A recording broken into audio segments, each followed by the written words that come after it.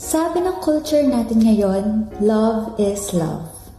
Love whoever you want, however you want. Pero tanong ko lang, bakit mas marami ang broken ngayon?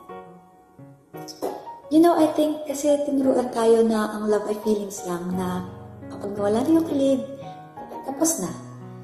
Tinuruan tayo na ang love ay desire, na kung ano man yung gusto mo ngayon, feeling mo yun ang tama. Kaso kasi kapag feelings lang ang basehan ng love, nawawala na tayo ng reason to stay kapag nahihirapan na tayo. Yan ang resulta sa pag-redefine ng modern culture sa salitang love. Love without sacrifice, intimacy without commitment, freedom without responsibility. Pero ang totoong love, hindi lang masaya. Minsan mahirap. Minsan kailangan ng self-control. Chastity, loyalty, commitment, hindi ito old-fashioned. Ito ang reason kung bakit tumatagal ang love. Ito ang dahilan kung bakit mahirap man magmahal, fulfilling pa rin. Happy Valentine's Day, everyone!